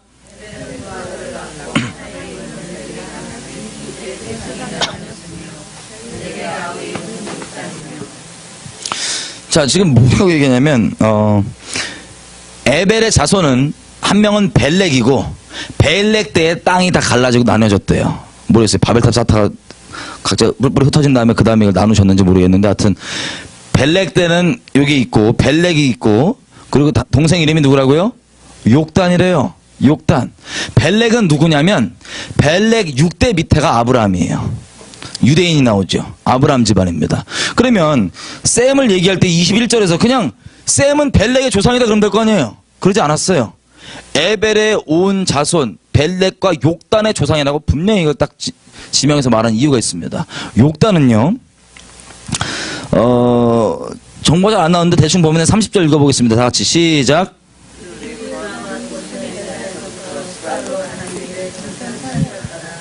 아멘. 자, 욕단과 그 집안들이 사는 데가 어디냐면은 메사에서 스바래요. 이 발음 조심하셔야 됩니다. 이거 메사에서 스발. 예. 자, 학자들이 이렇게 얘기를 해요. 스발이 어딘지를 모른대요. 근데 메사는 어딘지 알아요. 제가 지금 지도가 없어갖고 이거 안타까운데 제가 그려볼게요. 자, 여기 이스라엘, 여기 터키, 여기 중동, 그리고 여기 중앙아시아, 여기 중국, 여기 한국. 잘 보이시죠? 중국, 중동, 이스라엘, 터키. 대충 이렇게만 해볼게요. 메사가 어디냐면요, 이란 동쪽이에요. 지금 이란 동쪽으로 되나? 이란 끝에 쪽이에요. 서쪽으로 하여튼 예, 끝에 쪽이에요. 거기가 메사예요. 근데 스발은 어딘지 몰라요. 스발은 히브리 말 그대로 읽으면 세발입니다. 세파르. 자, 근데 그래도 모를 게 여기다 홍수 심판으로 다 끝나 있다고요. 끝장. 그죠? 다 끝장나 있는 상태에서 다른 데 도시가 있을 수가 없겠죠. 근데 나머지 사람들은 다 어디 있었어요? 나머지 이 노아의 아들들이 만든 집안들은 여기서 뭐 쌓고 있어요? 바벨탑 쌓고 있죠? 근데 여기 성경 보니까 뭐라고 됐냐면 메사로부터 어디요? 동쪽편 산들에 거하고 있대요. 산들에. 이게 욕단이래요. 그럼 우리가 확인할 수 있는 게, 자, 하나님의 부르심을 이어가는 셈과 셈의 부르심을 이어간다는 얘기는 하나님을 섬기는 부르심을 이어가는 거죠. 근데 전부 다 이들 뭐 하고 있습니까? 바벨탑 쌓고 있어요. 우상숭배 하고 있다고요. 우상숭배. 여호수아서 24장을 보면 아브라함 집안도 우상숭배 했어요, 안 했어요? 했어요. 여기서 이 갈대아 우르 여기서 우상숭배 하다가 주님이 부르셔갖고 가나안 땅으로 오는 거였어요. 여기서 우상숭배하고 여기 정착해 있었다고요. 아브라함 집안도. 그런데 원래 벨렉과 욕단 둘 다 이제 하나님 섬겨야 될 거 아니에요. 참 재미있는 게 있습니다.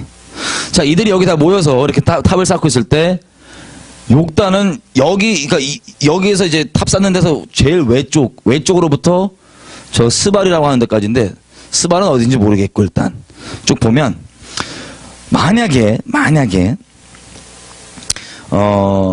욕단이라는 민족이요, 벨렉과 같이 하나님을 섬겨야 되는데 이 우상 숭배에 바벨탑 쌓는 것에 이제 지역이 외부에 있잖아요. 지금 특별히 바벨탑 쌓는 거 외부에, 이들이 바벨탑을 쌓기를 거부하고 떠난 거다 만약에, 그러면 아주 이걸 전제로 하면 아주 재밌는 일들이 연결되는 것들이 있습니다. 예를 한번 들어볼게요. 만약에 바벨탑 쌓을 때 이거 싫어서 떠난 게 사실이라면, 만약에 그걸 가정을 해보면 욕단은 언어가 흩어지기 전에 떠난 거예요? 흩어진 후에 떠난 거예요? 전에. 그럼 그 언어는 누가 쓰던 언어예요? 언제부터 쓰던 언어예요? 아담 때부터 되겠죠. 만약에 언어가 하나였으니까 그때까지. 그 전에 갔다면. 여러분, 이 세상 학자들이요 뭐라고 얘기하냐면 전 세계에서 발견된 가장 오래된 언어가 수메르어래요. 수메르어. 근데 저는 뭐 학자가 아니라서 모르겠지만 뭐라고 얘기하냐면, 수메르어가 지금 현재 존재하는 언어 중에서 가장 가까운 언어가 뭐냐면, 비슷한 언어가 뭐냐면 한국말이에요. 한국말. 전 뭐 학자가 아니라서 어떻게 하는지 모르겠어요. 몇 개 이 비슷한 게 했다는 걸 제가 봤더니 이런 식으로 돼 있더라고요. 예를 들면 수메르 이런 것들을 외국에서 먼저 연구를 했을 거 아니에요. 근데 수메르 문학을 다는 아니지만 연구를 해서 이 번역을 할 때 이것을 직역할 수 있는 민족은 한국 사람들이에요. 예를 들면 자, his head is black 이라고 딱 번역을 했어요. 수메르어를 이 학자들이. 그러면 이 사람들 헷갈리는 거예요. his head is black. 머리가 까맣다고? 이게 까만가? 저게 까만가 하는데 우리한테는 걔 머리가 까맣다 그러면 이게 까맣단 거예요? 이게 까맣단 거예요? 이게 까맣다는 거죠? 이런 식으로 수메르어를 이 외국 사람들이 번역을 하면 이 직역을 한국 사람들이 다 할 수 있는 거예요. 우리가 쓰는 그 표현 그대로 딱 번역을 제일 잘해요. 전 어떻게 하는지 모르겠어요. 자, 그래가지고 보시면요, 이런 식으로까지 얘기해요. 이게 왜 안 열려요? 뭐라고 얘기하냐면,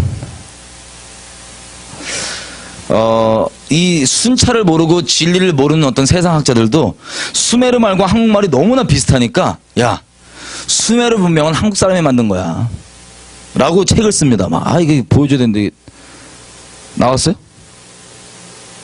안 나왔어.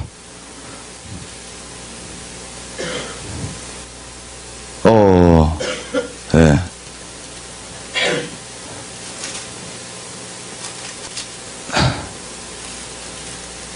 자, 진리를 모르고 성경을 모르는 학자들도요, 이 수메르어와 한국어에 대한 이 유사성을 보고 놀라갖고 하는 말이, 본인이 이제 민족주의를 껴맞춘 거죠. 수메르 민족도 한국 사람들이 만들었다. 이스라엘 민족도 한국 사람들이 만들었다. 한국 사람이 원조다라고 얘기해요. 왜냐면 언어가 똑같으니까. 가장 오래된 언어라고 세상 사람들이 얘기하는. 자, 근데 이 언어가 이제 보면 이런 식이에요. 우리가 한자 쓰는 언어 말고 순수한 우리나라 말과 비슷하다는 거예요. 뭐 예를 들면 노래가 뭐 노르, 뭐 밭, 길이, 기르, 뭐 이런 식으로 뭐 어떻게 하는지 모르겠지만 그런 식으로 얘기를 하더라고요. 근데 이 순수한 이 욕단이, 그러면 이 언어, 가장 오래된 언어가 세상에선 수메르어라고 부르고 욕단이 쓴 게 이거라면 재밌는 게 있어요. 우리가 이제 순수한 우리나라 말을 막 대립을 해보잖아요, 성경에. 그러면 맞아떨어지는 것들이 몇 개 있는데, 이런 거. 수메르 말로 하나님이 알이에요, 알. 그래서 우리가 뭐 박혁거세부터 해서 알에서 태어났나 봐요, 왕들이. 자, 알이에요, 하나님이 알. 근데 자, 노아가, 언어 흩어지기 전에 노아가 있는 아라랏산이라 그러죠. 아라랏산이 터키에 있습니다. 여기 아라랏산이라 그러는데, 아라랏산을 하나님의 산이라 그래요. 우리 순수한 말로 산을 뭐라 그러죠? 므에라 그러죠. 므에. 그러면 하나님의 산을 그냥 순수한 말로, 우리가 이 뭐 수메르 말과 비슷하다 그러니까 대립을 딱 해보면 알므에요. 알므에. 여러분, 저 아라랏산 있는 지역이 지금은 국경선언은 터키지만 원래 이 지역, 이 바로 지금 옆에도 그렇고 원래 지역 이름이 뭐냐면 알메니아예요. 아르메니아. 몰라요. 그렇다고요, 그냥. 그리고 여러분 창조과학 들으셔서 알겠지만 처음에 났던 홍수가 원래 지구를 물막이 덮고 있는 거 아시죠? 궁창이, 하늘의 궁창이 물막이 덮고 있다가 이게 터져갖고 물이 확 쏟아진 거였습니다. 다.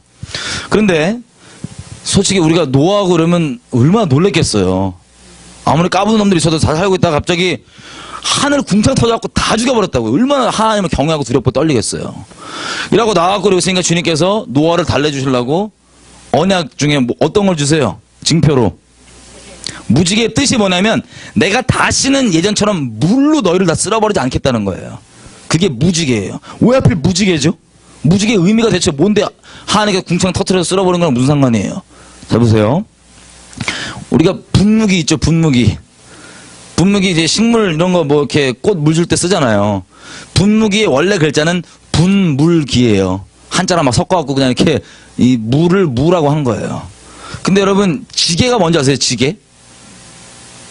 우리 순수 한국말로 지게, 안 떨어지게 받치는 거 등에 물지게인가 봐요. 물지게. 그냥 그렇다고요. 그냥 등창 이렇게 물지게. 다시는 내가 저거 깨뜨려서 너희를 멸망치 않게 하리라. 너무 이상하게 쳐다보시나? 그렇다고요. 그냥 물지게. 그리고 보세요. 우리 민족꽃이 뭐죠? 무궁화예요. 무궁화가 영어로 뭐죠? 로즈 오브 샤론. 샤론이 여자 이름이 아닙니다. 일단 원래 샤론은 뭐냐면요, 지역 이름이에요. 어디일까요? 지역 샤론? 지금 시리아 있는데 이쪽 있죠. 여기 이름이 샤론이에요. 샤론. 그래서 시리아인지 몰라. 하여튼 샤론이에요. 저기에서 난 꽃이, 저기에서 난 장미가 무궁화예요. 그게 우리 민족꽃이에요. 그럼 우리 출처가 어디예요? 여기에요. 근데 오해하지 말아셔야 될 건 우리 민족뿐만 아니라 모든 민족의 출처가 저기예요. 그래서 성경 모르는 이 세상 사람들도 모든 문명의 중심이, 태초의 문명은 중동에 있었다고 얘기하는 게 바벨탑 쌌으니까 저기 모여서. 이해가 되시죠? 다 저기서 왔어요. 쭉 오는데 동편 산들에 거한다고 돼 있는데, 자 메사로부터 동편 산을 보잖아요. 산. 그러면 처음 나오는 산맥이 파미르고원이에요. 파미르고원 얘기 들어보셨어요? 파미르고원. 파미르고원이요. 중국 사람들 한자를 쓰면 두 개를 써요. 뭘 쓰냐면 우리 먹는 파 있죠. 파자에다가 산마루 자를 딱 써요. 왜냐면 파가 많이 나는 산마루예요. 파마루예요. 파마루. 그래서 파미루인가 봐요. 모르겠어요. 하여튼 파미루인가 봐요. 그 다음에 천천산맥, 몽고고원, 시베리아, 그 다음에 우리 백두산 딱 있습니다. 여러분 박달민족이라고 하는 건요, 밝은 땅 민족이에요. 밝은, 밝다 할 때 박이에요. 리을 기역. 밝다. 박달민족. 밝은 땅에 정착한 민족. 자, 세발, 스발, 히브리 말로 세팔. 이거를 순수한 우리나라 말로 딱 개입해보면은 새 땅이란 소리예요. 새 땅. 메사로부터 동편 새 땅.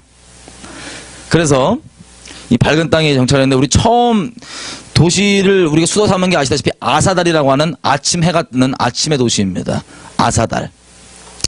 여기다 이렇게 박달민족이 되어 있는데, 자 단군이라 그러죠. 우리 지도자를. 단군. 저는 무식하게 단군이 사람 이름인 줄 알았어요. 단군은 한자 두 개가 섞인 건데, 박달 단자에다가 우리 민족 단자에다, 박달나무 단자에다가 임금 군자예요. 우리 민족의 우두머리 포지션 이름이에요. 직책 이름이에요. 이게 단군입니다. 잘 아시다시피 단군이 원래 뭐 하던 사람이죠? 강화도에서도 그렇고 여기저기서 뭐 했다고 그러죠? 제사 드리는 사람이죠. 우리 민족의 지도자는 제사장이에요. 그리고 전 세계에서 고인돌이 85%가 어디서 발견되냐면 우리 처음 정착했던 고조선 땅 있죠? 고조선 땅 지역에서 고인돌 85%가 발견됩니다. 여러분 우리 기록들을 보면요, 우리는 온 국민이 다 하늘에 제사 드리는 나라였어요. 민족이었어요. 그래서 나라 시작도 10월 3일날 우리 명절 혹시 이름 뭔지 아세요? 개천절. 개가 뭐 천하다 이런 게 아니라 열릴 개자에 하늘 천자예요. 하늘문이 열리고 시작된 민족이 우리입니다. 특이해요. 그죠? 그리고 여기 보시면 하나님의 율법은 영원해요? 안 영원해요? 영원해요. 갑자기 모세한테 갑자기 기다려봐라. 급조해서 주신 게 아니라 영원한 율법을 그냥 그때 계시해 주셨던 것 뿐이에요. 모세한테. 영원한 율법에 보면 어떤 게 있냐면 이런 게 있어요. 너희가 나를 내가 정한 그 제단에서 나를 제다 드리지 않을 거면 돌인데 돌 그냥 말고 다듬지 않은 돌 위에서 나를 제다 드릴지니라 라고 되어 있습니다. 여러분 고인돌이요, 우리가 크게만 생각하는 사람들 이미지가 많더라고요. 아니에요. 광화도 이런 데 고인돌 가보면 개인용이에요. 딱 이만해요. 사이즈 이런 식으로. 개인용 제단이라고요. 우리가 하나님께 제다 드리는 그때. 그래서 우리가 하나님께 제다 드리는 이 DNA를 자꾸 마귀들이 막 불구낭만이 뭐니 이상한 데 써먹는 거예요. 자꾸 촛불시민 이런 데다. 여러분 다 미치겠어요 제가. 자, 그렇게 시작을 했는데 역사도 보시면 재밌습니다. 제가 아까 말씀드렸다시피 우리가 5000년 역사잖아요. 얼핏 넘어온 시간을 따지면 얼추 맞아요 또. 이게 6000년 됐다는데 얼추 맞아요. 이게. 그래갖고 이걸 하는데 대만, 중국계 한자를 쓰는 양심 있는 학자들은 뭐라고 얘기하냐면 이렇게 얘기합니다. 뭐라고 얘기하냐면 이렇게 얘기해요. 자, 동이족이라는 민족이 우리 민족을 얘기합니다. 근데 한자를요 원래 동이족이 만들었다 그래요. 그럼 중국의 역사 우리가 긴 것처럼 생각하잖아요. 잘 보세요. 혹시 중국 황제 중에 진시 황제라고 아세요? 진시 황제? 그 진시 황제가 뭐냐면 우리 시초 시작할 때 그 시자예요. 진시 황제. 중국의 첫 번째 황제예요. 그럼 그 전에 그 길게 이 중국 사람들이 얘기하는 그 역사들은, 중국의 역사들은 누구 거예요? 우리예요. 우리 역사예요. 사망오제 이런 것들 있죠? 물론 엉망진창의 역사이긴 하지만 우리 얘기예요. 이렇게 우리가 여기 와서 정착해갖고 그러고 있는데 중국 애들이 언어가 흩어져갖고 막 온 거예요. 용순단 애들이 온 거예요. 와갖고 이렇게 있다가 이제 이렇게 되는데 보세요. 한자들에 보면요, 처음 만들어진 한자들에는 창세기의 본질적 의미가 다 들어있어요. 몇 개 한번 예를 들어볼게요.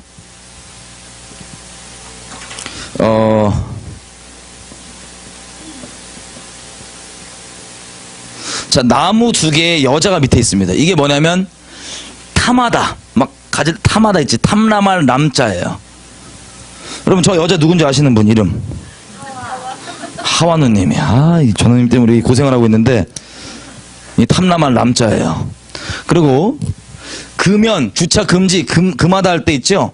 이것도 나무가 두 개 있고요. 보일시자가 있어요. 나무 밑에 보일시자인데, 보일시자는 한자에서 하나님을 뜻합니다. 축복, 기도 이런 거 할 때 다 이렇게 변형돼서 들어가 있어요. 하나님을 뜻하는데, 나무 밑에 하나님이 딱 버티고 있는 게 금지하다예요. 저 나무 이름 뭘까요? 예, 선악과 뭐 생명나무 뭐 이런 거겠죠. 자, 이렇게 돼 있고, 또 의를 얘기할 때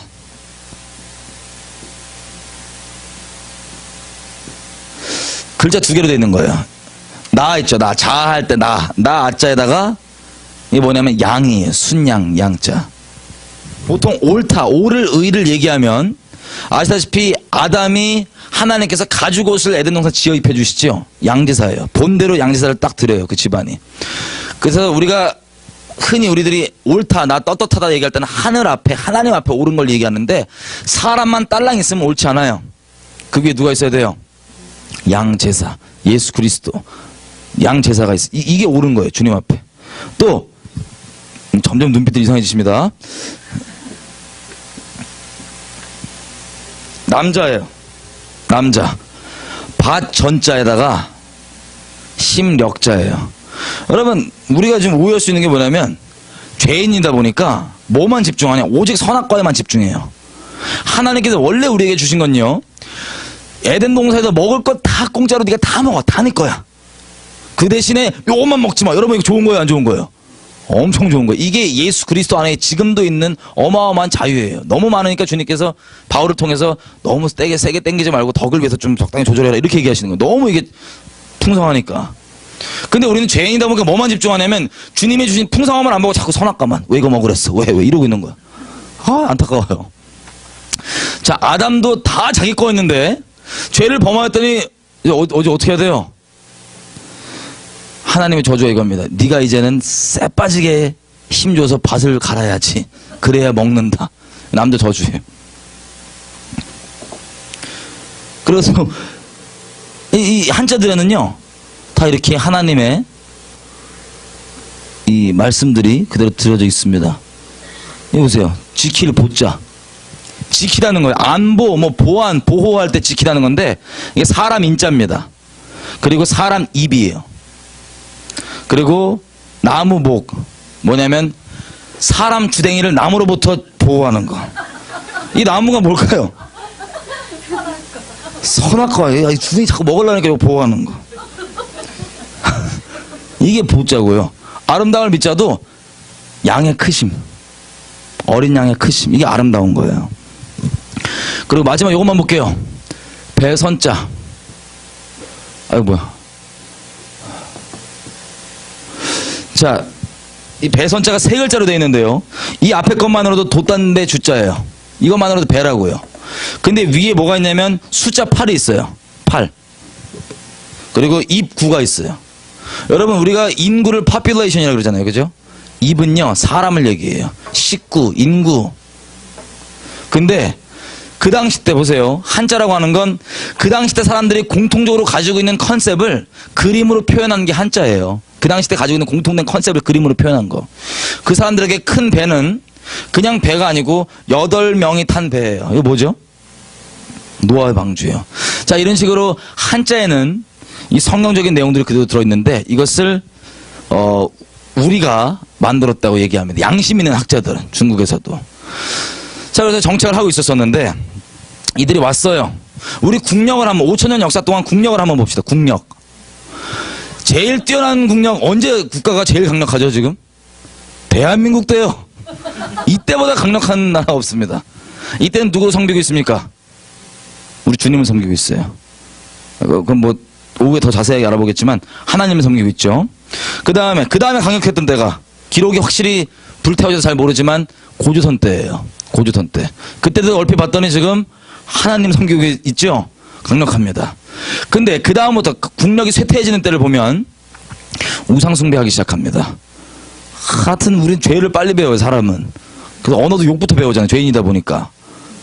그 지역에 아주 죄성을 쪽 빨아들였는데 중국 애들이 이거 뱀 섬기다 이렇게 오니까 이걸 배운 거예요. 그래갖고 우리가 뱀 문화를 쪽 빨아 들어갖고 세상에 세숫대야를 용 아니래요. 이거 용 아니면 확 긁어야지 이걸. 왕의 옷은 용포래요. 다 찢어버려야지 이걸.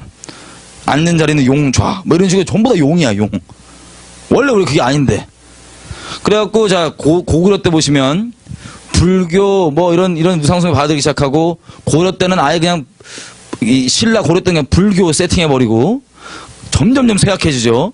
그리고 조선 때는 유교, 그냥 막 계속 쇠약해질 대로 쇠약해지다가 다시 예수님 믿으니까 초강력 되는 거예요 지금. 자, 이런 과정 가운데 보고 싶은 게 이런 겁니다. 여러분, 우리나라가 조그매요, 안 조그매요? 조그마죠. 뭐 지금 제일 조그만데 하여튼 조그매요. 이스라엘 조그매요, 안 조그매요? 조그마죠. 예레미야서 2장 한번 잠깐 읽어보겠습니다. 이런 내용이 있습니다.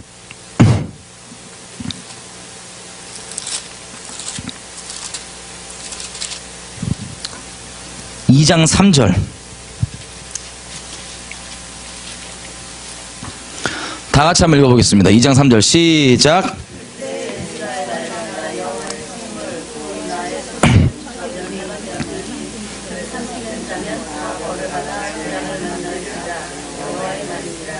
아멘, 아멘.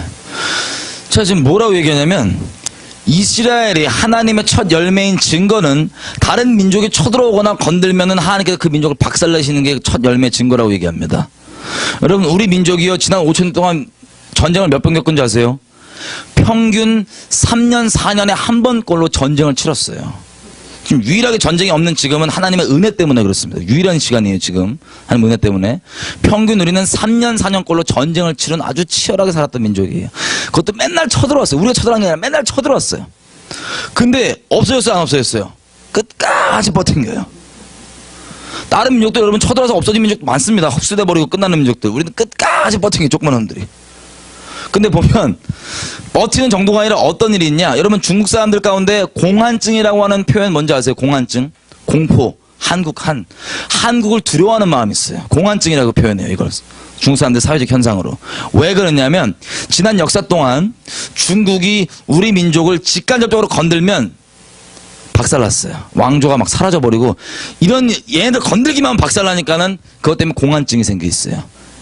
지금 사람들 얘기하는 공안증이에요. 그리고 최근에는 우리를 붙잡았던 민족이 어디죠? 괴롭혔던 일본 괴롭혔다가 어떻게 됐어요? 히로시마에 못 떨어졌어요. 일본 분들에게 죄송한 얘기지만 박살났죠. 자, 이 조그만 민족 겨우겨우 버티고 있는데 하나님이 인류 역사의 주인공이시라고요. 국경과 경계를 정하시는 건 주님이시라고요. 이게 국경 안 없어지고 끝까지 버티고 있는데 건들면 다 중국도 어디도 막 박살나요. 우리 민족도 그렇습니다. 자, 그래서 보면 1800년대 말 그때가 이스라엘에는 어떤 일이 일어나는 거냐면 이스라엘 민족이 이제야 우리나라로 돌아가자라고 할 때 동시에 우리는 어떤 일이 일어났냐면 하나님의 복음이 들어오기 시작했습니다. 생각해서 우리가 막이면 영적전쟁 기준으로 이것들이 욕단과 이거 벨렉 이러고 있는데 갔어. 근데 보다 결국에는 우리가 집중돼서 이어지는 게 아브라함 쪽으로 이어졌지만 저쪽에 갔겠죠. 내버려 뒀던가 뭐 있겠죠. 근데 이게 죽어도 안 없어지고 계속 버티고 있어요. 그러다가 이스라엘 민족 다시 돌아가려고 그럴 때 동시에 복음이 들어가요. 그래서 막 뒤집어져요 막. 그래갖고 부흥이 나고 막 이러는데 여러분 생각해보세요. 말씀이 아무리 들어가도 그걸 자라나게 하시는 분은 주님이세요. 우리가 아무리 씨를 뿌리고 물을 줘도 자라나게 하시는 분은 주님이시라고요. 다른 아시아 국가들의 복음이 우리보다 훨씬 먼저 들어왔지만 이렇게까지 성장하지 못했어요. 왜냐하면 우리가 잘나서가 아니라 주님께서 강권적으로 유례없는 부흥을 우리 가운데 허락해 주셨습니다. 자, 요렇게 일어나서 갈 때가 맞물려서 어떻게 되냐?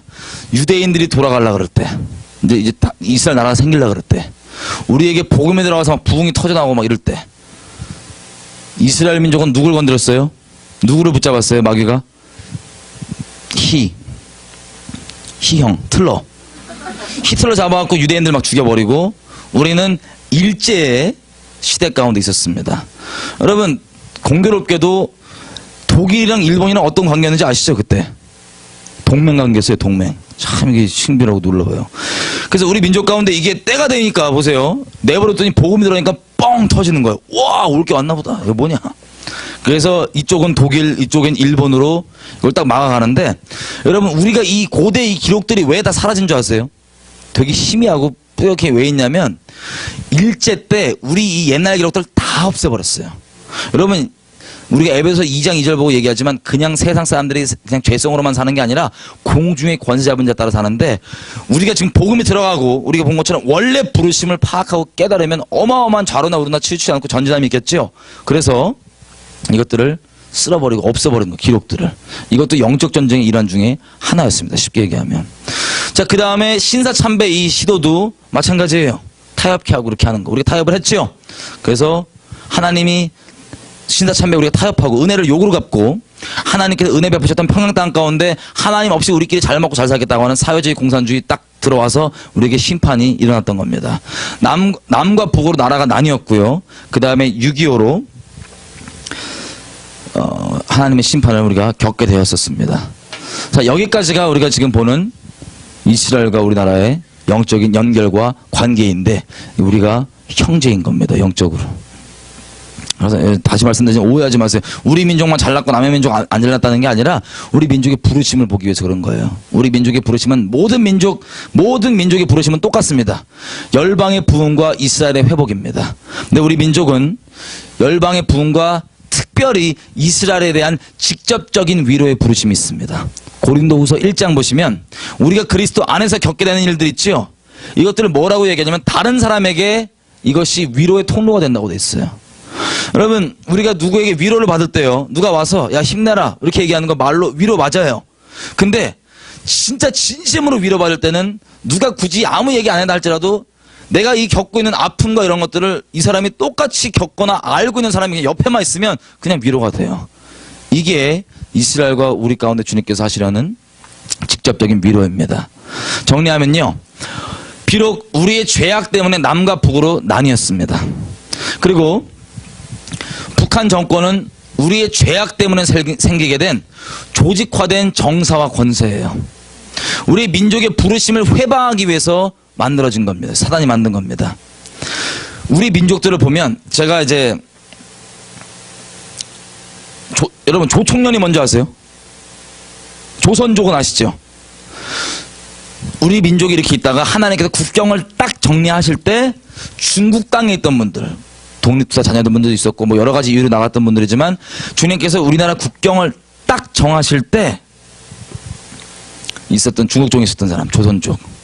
그리고 이 강제로 일본에 끌려와서 노동하거나 이런 분들이 대부분이었어요. 이분들이 강제징용당해서 노동하고 이랬던 분들인데 독립이 돼서 다시 돌아가려고 그랬더니 어떻게 돼요? 얼마 안 지나서 바로 나라가 남과 북으로 나뉘어요. 어디로 돌아갈지 몰라요. 어디로 돌아갈지. 그래서 이러고 있다가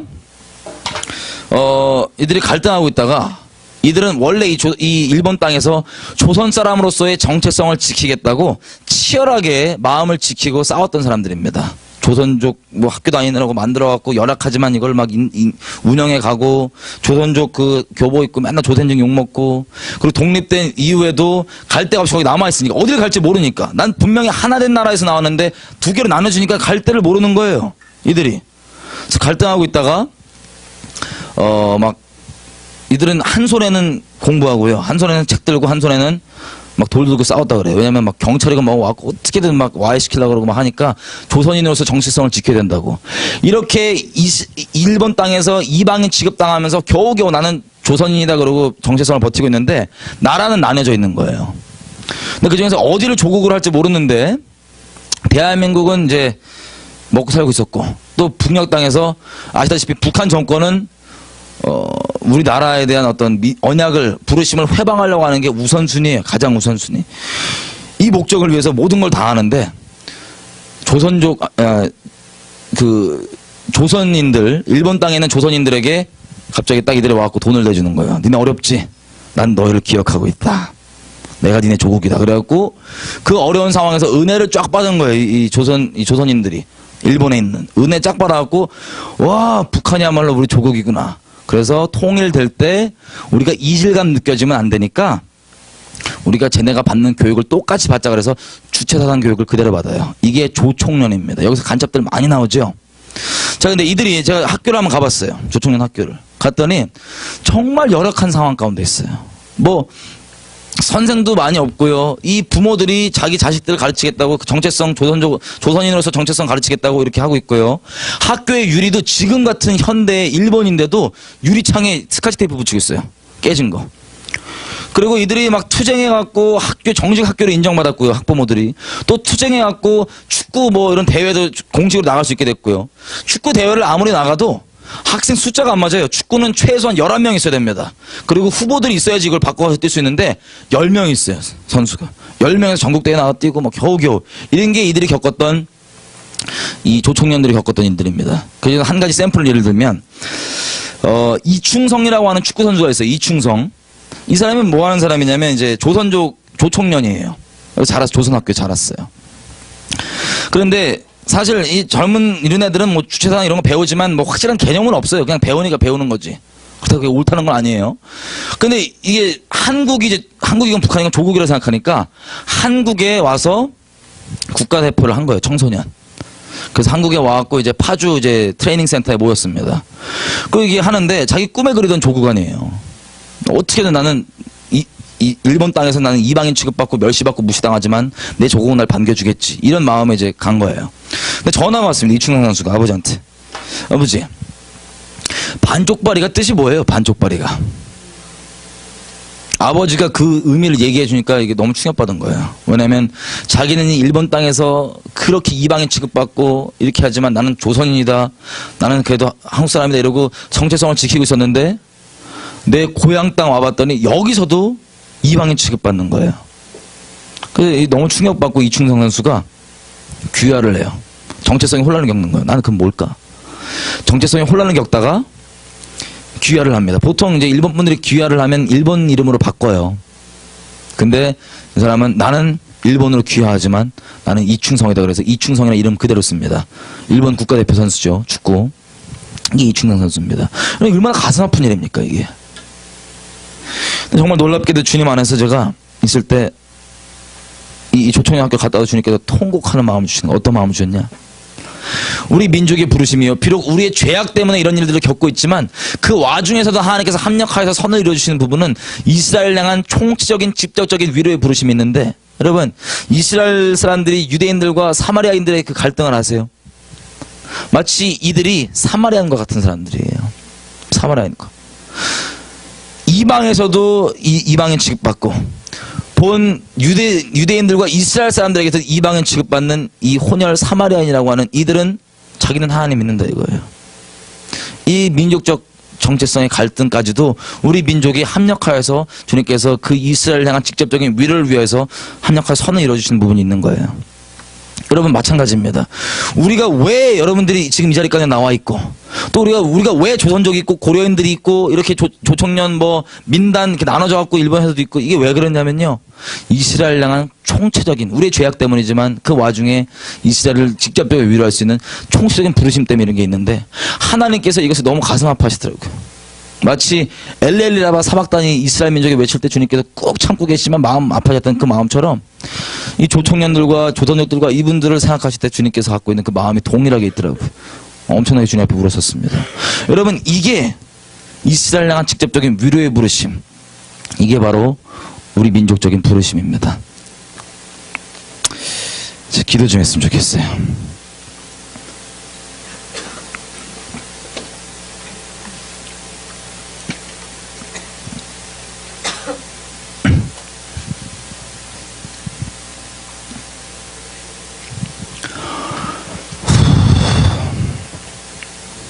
그럼 오늘 우리 나눈 게 이제 오늘 오후랑 저녁 때부터 쭉 이어갈 지금 현재 일어나고 있는 일들에 대해서 보기 위해서 어떤 밑바탕적인 거였습니다.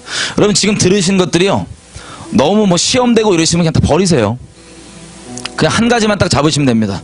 우리 민족이 이스라엘 향한 직접적인 위로의 부르심이 있다는 것. 그래서 여러분들이 지금 여기 나와 있는 거기도 하고요. 그래서 조선족이니 언제니 주님께서 국경을 딱 정하실 때 주님의 때에 있는데, 여러분 보십시오. 오후에 제가 자세히 얘기하겠지만 우리 민족의 죄악에도 불구하고 주님께서 1948년도에 대한민국을 만들어주시고 이스라엘도 1948년도 만들어지고 그 국경의 때가 정해질 때 있는 그 아픔, 주님께서 동일하게 이스라엘 향해서 가지고 있던 그 마음들 우리가 가지고 계십니다. 우리가 이스라엘보다 더 잘났다 뭐 이런 뭐 이스라엘의 그런 장자자를 뭐 뺏어가겠다 이런 차원을 얘기하는 게 아니라 민족적 부르심을 계속 얘기하는 건데, 지금 시간 기도하실 때 하나님 우리의 삶을 통하여서 우리 각자 있는 곳 위에서 하나님 우리를 좀 열어주십시오. 특별히 이민자들과 또 조선족들과 조총련들과 민단과 이 다른 나라 가운데 있는 우리 민족들 가운데 하나님 그들의 부르심을 분명히 알 수 있게 도와주십시오. 왜 우리가 이곳 가운데 나와서 이렇게 있는지, 왜 저렇게 국경이 갈라져 갖고 이런 갈등을 겪고 있는지에 대해서 하나님 분명히 성령께서 직접 지금 찾아가 주셔서 그 마음들 위로해 주시고 그 분명한 부르심을 알게 해 주셔서 더 이상 방황하고 아파만 하는 것이 아니라 하나님 안에서 이것이 위로를 위한 것이나 알고 분명히 좌로나 우로나 치우치지 않고 이 분명한 묵시를, 이 분명한 비전을 가지고 방자에 행하지 않고 주님의 뜻을 따라서 온전히 따라갈 수 있도록 우리 민족 가운데 성령께서 그 마음을 부어주시고 알게 해주십시오. 우리 주여 한번 외치고 기도하시겠습니다. 주여, 하나님 그렇습니다. 아버지, 우리가 지금 겪고 있는 많은 일들이 있습니다. 이민자들과 또 일본 내에 있는 민단과 조총련, 조선족 고려인 수많은 아버지 우리가 민족 가운데 겪고 있는 일들을 아버지 아십니다. 아버지, 우리가 왜 이런 일을 겪는지 무엇 때문인지 알지 못하고 상처받고 가슴 아프게만 생각하지만 하나님 분명하게 열어주시길 부탁드립니다. 성령께서 이 땅 가운데, 온 땅 가운데도 있는 우리 민족들 가운데 지금 직접 아버지 강권적으로 임하셔서 우리의 부르심을 알게 해주시고, 아버지 이 모든 것들이 하나님께서 합력하는 선을 이루시는 이스라엘 향한 직접적인 위로의 부르심이 있다는 것을 알게 해주셔서 우리가 좌로나 우로나 치우치지 아니하고 방자에 행하지 아니하고 방황하지 아니하고 주님 앞에 마음 앞에 그렇게 온전히 주님께 받은 위로, 동일한 위로로 이스라엘 위로하는 그 민족적인 부르심을 감당할 수 있도록 주님 그렇게 인도하시고 도와주시길 부탁드립니다. 아니, 오직 성령이 아니고서야 우리가 어떻게 할 수 있겠습니까? 아버지, 성령으로 강권적으로 지금 온 땅 가운데 있는 우리 민족들 가운데 임하여 주셔서 그 마음들을 열어주시길 부탁드립니다. 아버지, 그 아버지의 아파하시는 그 마음들로 이를 위로하시고 붙잡아 주십시오.